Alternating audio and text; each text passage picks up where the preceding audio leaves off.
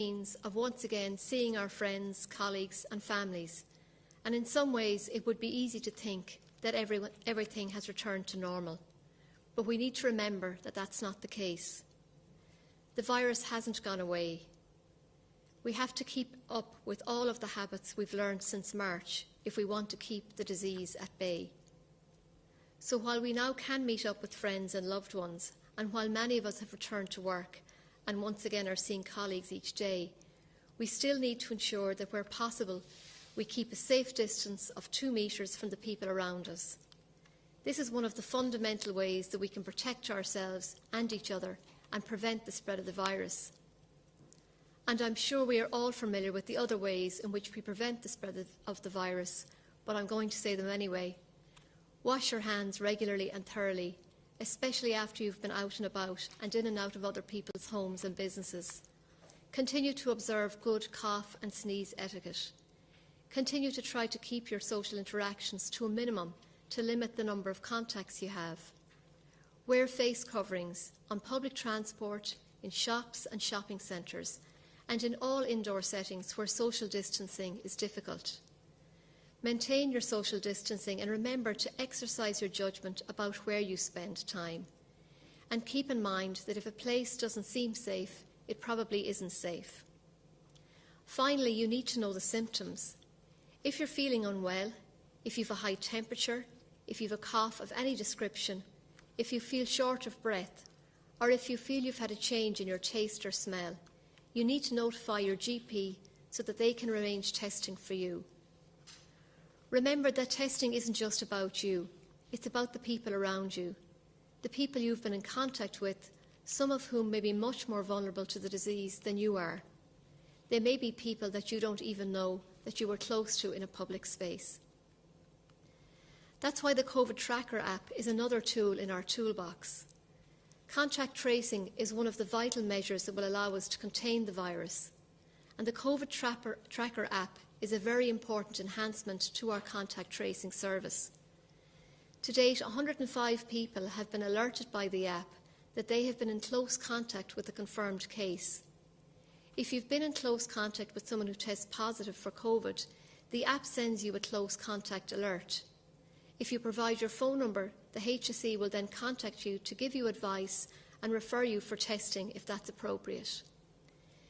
Making the app available in Global App and Play stores last week now means that anyone living and working in Ireland that has a Google or Apple account in another country can now download the app and play their part in helping to suppress the virus. It also makes it possible for people visiting Ireland to use it while they're here to protect others. And information is being displayed at Dublin Airport to promote the app. We all need to do all we can to tackle the virus, and downloading the app is part of that. We're delighted that nearly 1.45 million people have joined in and downloaded it. If you haven't downloaded it yet, we would urge you to do so. Or if you know someone who may need some help in downloading the app or learning how to use it, consider giving them a hand. Temporary Wage Subsidy Scheme. Over 68,700 employers are now registered with Revenue for the Temporary Wage Subsidy Scheme. An estimated 400,000 employees are currently being supported by the scheme, having received a subsidy in their most recent pay period. Today, Revenue has generated further payments to employers under the scheme of 32 million. The cumulative value of payments made to employers under the scheme is now €2.2 billion. This week, approximately 286,900 people who were unemployed last week received their weekly payment under the Covid-19 Pandemic Unemployment Payment Scheme. This is a reduction of approximately 26,900 on the number of people paid last week. The overall value of the weekly payment is in the region of 89 million. Since the start of reopening, approximately 272,000 people have closed their claim as they have returned to work. If you are returning to work, you should close your claim on the day of your return, and to close your claim, you just log on to www.gov.ie and click on the link for the Covid-19 Pandemic Unemployment Payment. There's been a lot of commentary and confusion around the pandemic unemployment payment this week, and I'd like to give some further details on the way the payment has developed since its inception. In March this year, in recognition of the impact of the national lockdown measures and that the effect they would have on a huge number of people, the pandemic unemployment payment was put in place as an emergency income support for all persons who had been working in the previous week with no other conditions attached. In the initial weeks of the payment, there was no question of recipients travelling abroad. The whole country was effectively in lockdown, and at its peak, on the 5th of May, 598,000 people were in receipt of the pandemic unemployment payment. While there was flexibility in place around holiday periods for people receiving job seekers' payments, in light of the global Covid-19 pandemic, it was not considered appropriate to retain the flexibility in those arrangements from March onwards, giving the strong public health advice cautioning against all foreign travel. However, it was agreed that in the event of an emergency, such as the requirement to travel abroad because of a family issue, such as a bereavement, the payment of the PUP would continue. When the PUP was first announced, it was given a time frame of 12 weeks. Of course, since then it has been extended. On the 23rd of July, the government announced that the payment of the PUP would be extended until July 2021, with some modifications to the rate bands. The scheme was no longer an emergency income support scheme and has become more closely aligned with the job seeker schemes. As such, the legislative provision allowing for the extension of the PUP, which was published on Wednesday, July 22nd, contains eligibility requirements, including the need to be genuinely seeking work. Business supports. There continues to be a strong take-up of measures to assist businesses during the pandemic. Applications for the Restart Grant are at 44,900, with over 33,000 of these approved, resulting in over 139 million in grant payments being made to small businesses. Again, the Trading Online Voucher Scheme, operated through the local enterprise office network, has now exceeded 8,000 applications, with over 5,000 approvals made to the value of 12.3 million. In addition, a number of new support measures were announced last week as part of the July stimulus. The top priority throughout the COVID crisis has been the well-being and safety of people and communities across Ireland. A key part of that well-being is our ability to get back to work, get back to school, and get back to some sense of normality. To help to do that, last week, a stimulus package worth over €7 billion was announced, representing the largest ever cash injection into the economy in Irish history. The scale of the package reflects the enormous impact that COVID has had on every business and every family in the country. The July stimulus package entails 50 individual measures designed to collectively address every significant area of economic activity in Ireland, and its impact will be seen across every sector over the coming year. It's designed not only to create and support jobs and education, but to build confidence that not only will we emerge from this crisis, but we will be able to do it with an economy prepared for the future. Implementation of the package will begin immediately so that its benefits can be felt without delay. So then on the community side, the community call fora run by the local authorities continue to provide help and support, and last week they received approximately 270 calls and made approximately 100 follow-up calls. And nationally, since the 31st of March, that's 53,000 calls with approximately 21,000 follow-up calls. The number of contacts has understandably reduced in recent weeks, but the helplines will continue to operate for anyone who needs them. They operate from 9 to 5, 7 days a week, and you can find your local number on www.gov.ie. Residential Tenancies and Valuation Bill. Pressures on renters have been exacerbated by the COVID-19 pandemic, which has seen approximately 6,700 tenants provide with rent supplement support, with an additional 1,100 applications pending at June 2020. This week, the Government have put forward a new piece of draft legislation which is intended to replace the current emergency ban on evictions and rent increases, which was introduced in March, to ensure that tenants and landlords were able to comply with the public health guidance throughout the pandemic. The economic hardship and financial difficulties being experienced by many tenants as a result of Covid-19 is recognised by Government. The intention of the bill is that there will be protections for tenants who are availing of supports such as the PUP, the Temporary Wage Subsidy Scheme or rent supplement, among other payments. Rent increases will be prohibited for tenants who make a declaration that they are receiving these payments and are experiencing difficulty with rent payment until the 10th of January 2021. In addition, the notice period associated with tenancy terminations will be increased from the current 28-day notice to 90 days notice until the 10th of January 2021. A number of long-term measures have also been proposed, including the facilitation of earlier renter engagement with the Residential Tenancies Board and the building in of safeguards at the termination stage to minimise the risk of abuse of this provision. The legislation is being dealt with by the Houses of the Oireachtas this week, and I also want to remind you that anybody who has lost their job as a result of the Covid-19 pandemic and who is struggling to pay their rent, that they can apply for the rent supplement, and more information on how to apply can be found on gov.ie. Return to sport. For many people with a disability, Covid-19 has been a very difficult time, as they will not have had access to their local clubs, outdoor amenities, coaches, training facilities and equipment. As sport and activity facilities continue to reopen, it is important to consider the safe return to sport for people with disabilities.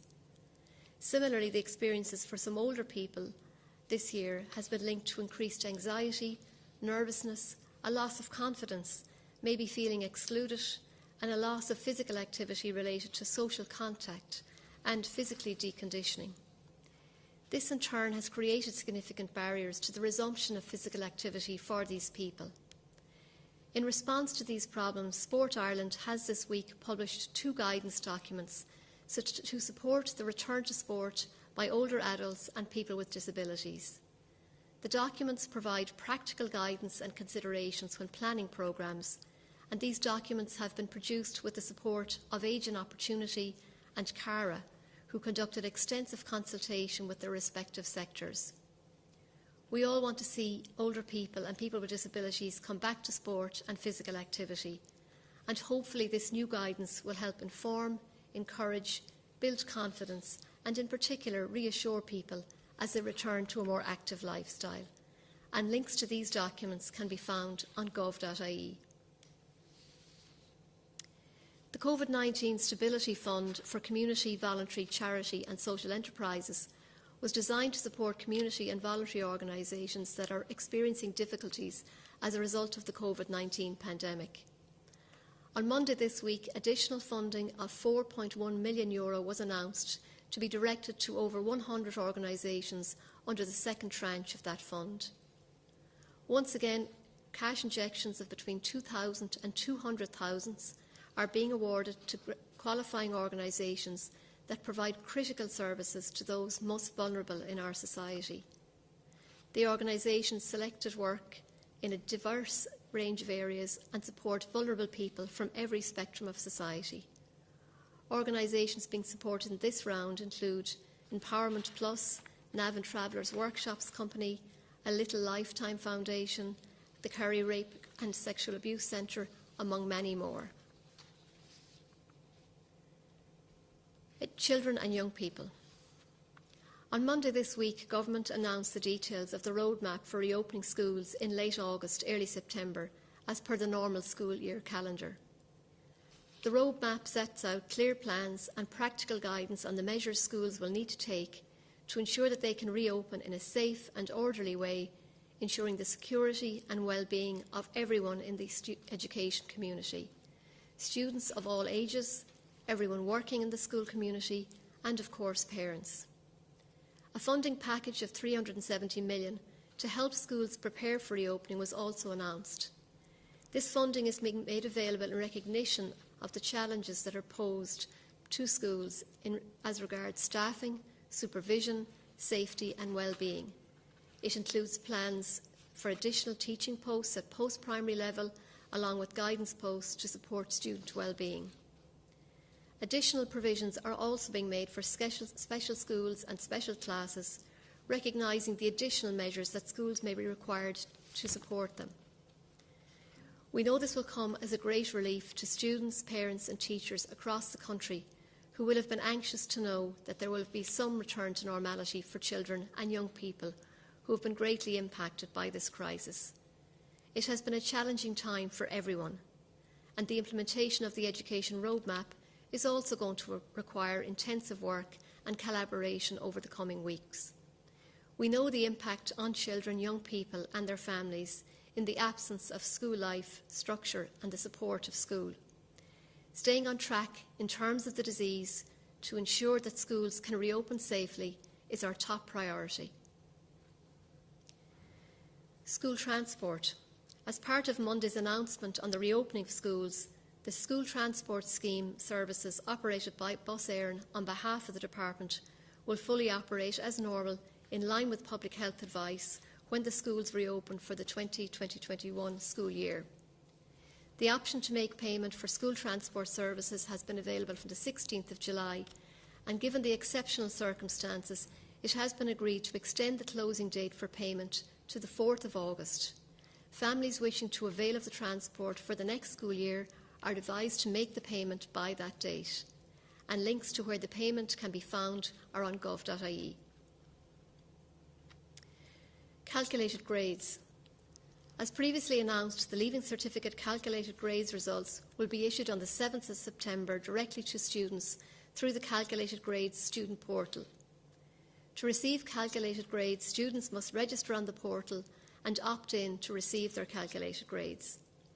Over 98% of Leaving Certificate students and 90% of Leaving Certificate applied students that registered on the portal have now opted in to receive calculated grades. The portal will remain open until the 7th of August to allow remaining students the time to register and opt to receive the grades. And we will continue to follow up with these students. Agreement on higher education entry to Netherlands.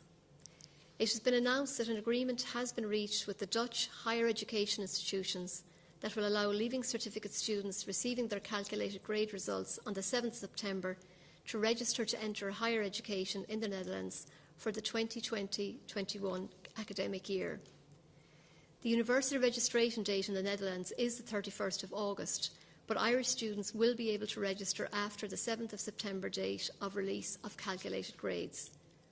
While students may miss the orientation period or the first classes in college, this will not hinder them in their further studies in the Netherlands. Each year, approximately 500 Irish students travel to higher education institutions in the Netherlands. Students seeking a higher education place there, if they have not already done so, should contact the admissions office in the institution they wish to attend and explain the change in timetable for results in Ireland arising from the Covid-19 pandemic.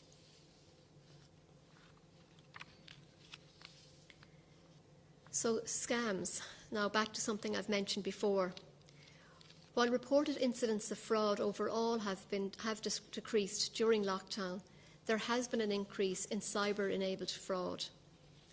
As always, fraudsters are up to date with the latest demands, and in particular, An Garda Síochána are asking the public to be aware of possible staycation scams, particularly in relation to accommodation fraud and the fraudulent selling of goods.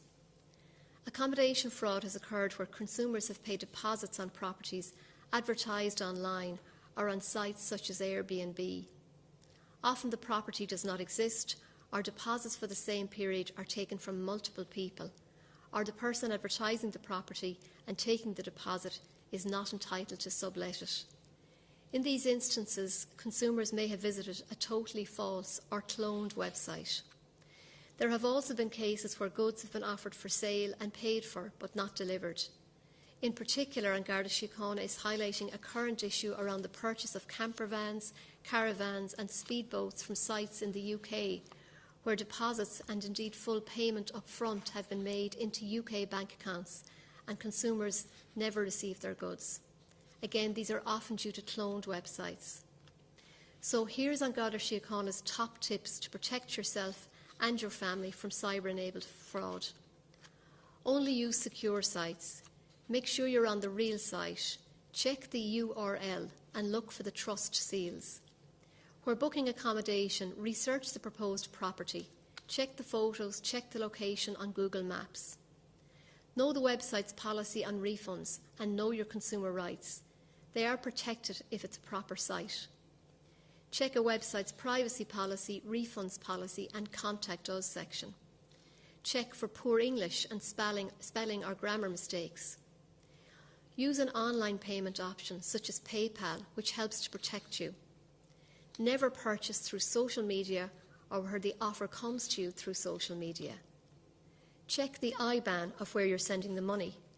A good indicator of fraud is if the bank you are paying into is in a different country to where the proposed location of the seller or the goods are. The country and address of IBANs can easily be checked through any search engine.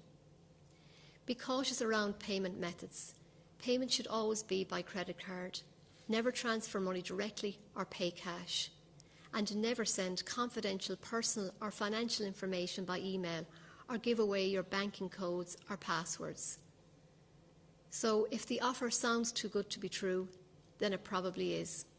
And all incidents of potential fraud should be reported to An Garda Síochána. Finally, then, I just wanted to say a little about funerals. We're very conscious that during Covid-19 and the related restrictions, this year has been an extremely difficult one for people who have experienced a bereavement. The need to respect the dignity and sensitivity of such experiences while adhering to the necessary public health advice has been at the forefront of our concerns during this crisis. I want to highlight that in light of the current restrictions on mass gatherings and the requirement for physical distancing, it is still the case that public proposals and gatherings at funeral homes are not permitted. For the protection of all involved, only members of the deceased person's household, close family members and close friends should attend, and the wearing of face coverings is strongly recommended for such indoor settings. You should keep in mind the advice to limit the number of visitors to a private household to pay their respects. Ideally, this should be limited to a maximum number of 10, no more than 4 other households. Applying these guidelines is very tough for families. We know that. But we would ask you to be safe and keep your loved ones safe by remembering all the advice. And a detailed guide for the bereaved during Covid-19 has been updated and is available on gov.ie. Thank you very much.